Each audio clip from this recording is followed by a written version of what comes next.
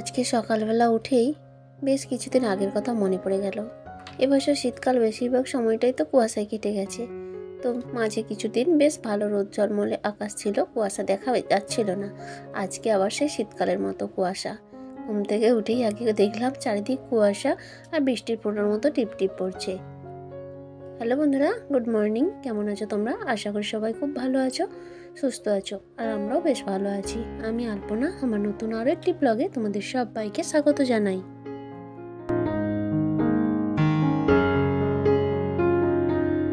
আজকে মঙ্গলবার আর এখন বাজে সকাল 6:10।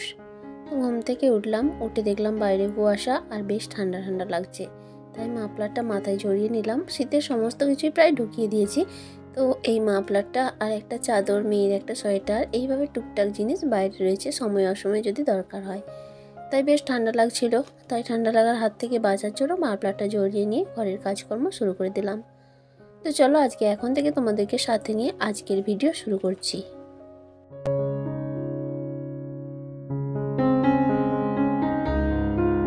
প্রথমেই ক্ষমা চেয়ে নিচ্ছি, গত দিনের ভিডিওতে আমি একটু ভুল বলেছিলাম, মঙ্গলবার বলেছিলাম, তো ওটা সোমবার হবে। তো সোমবারের ভিডিওই ছিল, কিন্তু ভয়েস ওভার দিতে গিয়ে কখন যে মঙ্গলবার হয়ে গেছে বুঝতে পারিনি। ভিডিও আপলোডের পর তারপরে যখন ভিডিও আমি দেখছিলাম তখন দেখলাম যে মঙ্গলবার বলেছি। তো প্লিজ সবাই একটু ক্ষমা দৃষ্টিতে দেখে নিও। তো যাই হোক, এদিকে দেখো ঘর দুয়ারগুলো সব ঝাড় দিয়ে নিলাম। এখন এই যে বাইরেটা ঝাড় দিয়ে নিচ্ছি, আর তারপর ওই যে কলপারে কিছু বাসন রয়েছে, বাসনগুলো মেজে নেব। আর বাইরে কুয়াশা, তো বেলা খুব বেশি হয়নি, এই 6:10-15 হয়েছে। তো দেখে মনে হচ্ছে আবারও সেই শীতকালেই ফিরে আসলাম।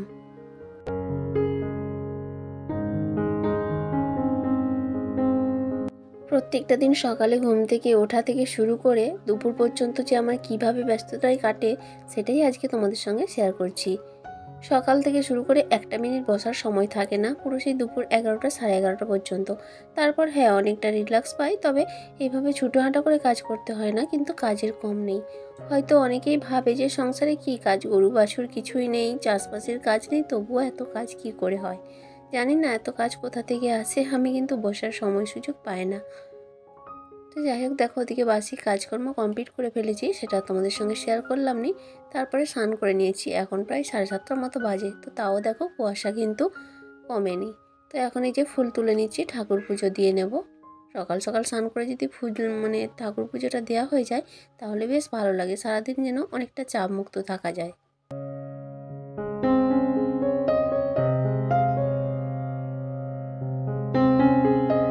সকালে স্নান করে পুজো দেওয়ার আরও একটা কারণ আছে, শুধু যে কাজ কমপ্লিট হয়ে যাবে তার জন্য নয়, কিন্তু শীতকালটা সেই সমস্যাটা থাকেনি। আসলে আমার এই গাছগুলোতে প্রচুর জবা ফুল হয়, তো আমার ঘরেও অনেকগুলোই ঠাকুর রয়েছে, আর প্রত্যেক দিন তো সে পরিমাণে হয় না, কখনো হয়, কোনো দিন হয়, কোনো দিন 2-1টা হয়। তো এই দিয়েই আমি আমার ঘরের ঠাকুর পুজোগুলো দিই। আর শীতকালটায় ফুলের অসুবিধা হয়েছিল না, কারণ আমাদের এখানে গাঁদা ফুলের চাষ হয়, তো তো অনেকেই চাষ করে, তাদের সেখান থেকে কিনে আনলে 10 টাকার ফুল হলে এখন 3-4 দিন ভালো মতো পুজো দেওয়া যেত। যেহেতু শীত শেষ, এখন ফুলের অভাব পড়ে গেছে। তো যেন সকালবেলা বাসি কাজ কমপ্লিট করতে পারবো না, অন্য জায়গার লোক, পাশাপাশির লোকজন এসে সমস্ত ফুল তুলে নিয়ে চলে যাবে। আর আমি যে দুপুরের দিকে স্নান টান করে আমার সময় মতো করবো, সে ফুল আমি আর পাবো না। আমি নিজে গাছ লাগিয়ে রেখেছি নিজের কাজের জন্য, কিন্তু সেটাই পায় না। আর সেই কারণেই আমাকে আরও বেশি স্নান করে ঠাকুর পুজোটা সকাল সকাল দিয়ে নিতে হয়। এই কাজটা করতে গেলে না মেয়ের পেছনে আর সময়টা দিতে পারছি না, মানে সময়টা কম হয়ে যাচ্ছে। এদিকে স্নান করে ঠাকুর পুজো দিতে অনেকটা সময় লেগে যায়, কিন্তু ওই সময়টায় যদি একটু বাসি কাজ, বাসি জামা কাপড়টা ছেড়ে ফ্রেশ হয়ে নিই, বেশি সময়টা লাগতো না। কিন্তু কিছু করার নেই, ওই যে মানুষজনের বিবেকহীন মানুষ, যে এটা ভাবে না যে তার ঘরেও ঠাকুর আছে, সেও পুজো দেবে, হয়তো রাখবে 1টা কি 2টো ফুল রেখে দিয়ে যাবে, কিন্তু আমার ঘরে এতগুলো ঠাকুর, আমি একটা ফুল নিয়ে কী করবো? এগুলো না মানুষকে বলে বলে আর পারা যায় না। তো সেই কারণেই আরও বেশি করে আমাকেও পুজোটা দিয়ে নিতে হয়।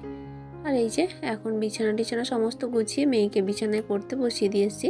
আর এই যে চা করে নিলাম, আর মেয়ের জন্য দুধ হরলিক্স করে নিচ্ছি। তো গত রাত্রে রুটি করেছিলাম, তো 3 পিস রুটি বেশি হয়েছিল, সেটা আমি চা দিয়ে খেয়ে নেব। আর তোমাদের দাদাভাই বাসি রুটি খায় না, সেই জন্য ওর জন্য 2টো বিস্কুট দিয়ে দিলাম, আর মেয়ে তো দুধ হরলিক্স খেয়ে নেবে।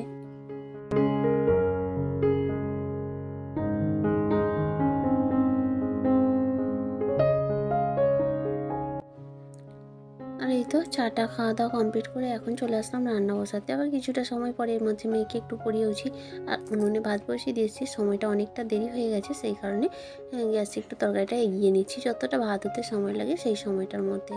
তো আজকে মাশরুম করবো, আর দেখো ভাতও নেমে গেছে, তাই আবার কড়া ধরে নিয়ে চলে এসেছি।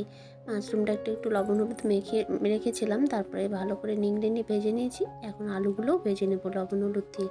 আর আজকে আদা রসুন পেঁয়াজ দিয়ে করবো না, সরষে পোস্ত দিয়েই করবো।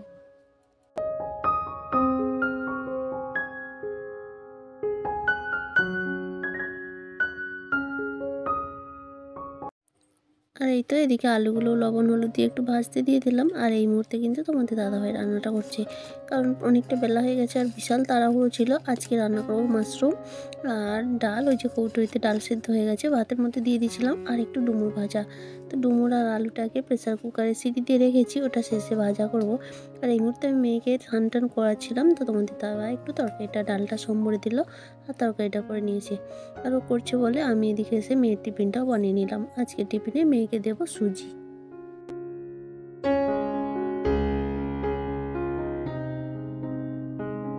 আর এই তো এদিকে সুজিটা হয়ে গেছে, একটু পাতলা পাতলা করে রেখেছি, কারণ ওটা পরে শক্ত হয়ে যাবে। আর এই মুহূর্তে ঢাকা দেবো না, ও যাওয়ার সময় ঢাকা দিয়ে দেবো। তারপরে মেয়েকে খাইয়ে দাইয়ে স্কুলে পাঠিয়ে দিয়েছি। ওরা বাবা মেয়ে চলে গেল, আর তারপর আমি আমার বাকি কাজগুলো কমপ্লিট করছি। এই যে রান্না করে ওরা সমস্ত কিছু করেছিল, বাসনপত্র সব কলতলায় নিয়ে গিয়ে এখন উনুনটা ভালো করে সুন্দর করে পরিষ্কার করে নিচ্ছি।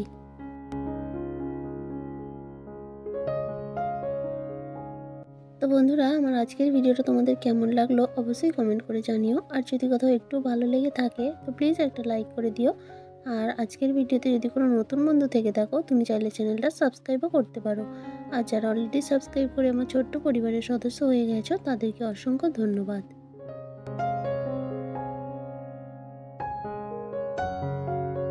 কয়েকদিন ধরেই ভাবছিলাম টেবিলটা পরিষ্কার করব, কিন্তু হয়ে উঠছিল না, বিভিন্ন রকম কাজকর্ম থেকে থাকে। তো আজকে ভাবলাম সুযোগ পেয়েছি, তাই টেবিলটাকে একটু পরিষ্কার করে নিলাম। আর হাতের সামনে টেবিল থাকলে যেখানে যা জিনিস সমস্ত কিছু সামনে ওখানেই রাখা হয়ে যায়। তো সেগুলো সরিয়ে এখন পরিষ্কার তো করলাম, কতক্ষণ থাকবে জানি না। আর তারপর একটু সার্ফ ভিজিয়ে তোমার দাদাভাইয়ের কয়েকটা ড্রেস, ডিউটির ড্রেস আর মেয়ের একটা জামা প্যান্ট ভিজিয়ে রাখলাম। ওটা জল আসলে দুপুরে একেবারে কেচে দেবো।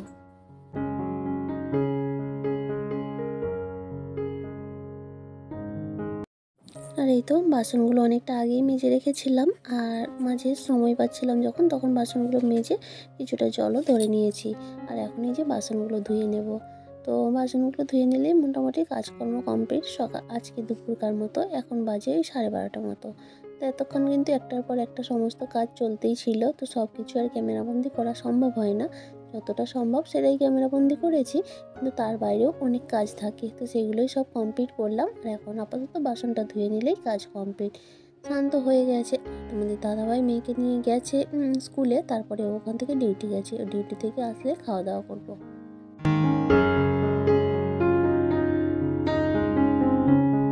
আর এই তো এখন বাজে 2:30। তোমাদের দাদাভাইকে ফোন করছিলাম, আমার আসতে দেরি হবে, তাই আমি খেয়ে নিচ্ছি। প্রচণ্ড খিদে পেয়েছে, কারণ সকালে সেই চা আর রুটি খেয়েছিলাম। তাহলে বন্ধুরা, আজকের মতো টাটা।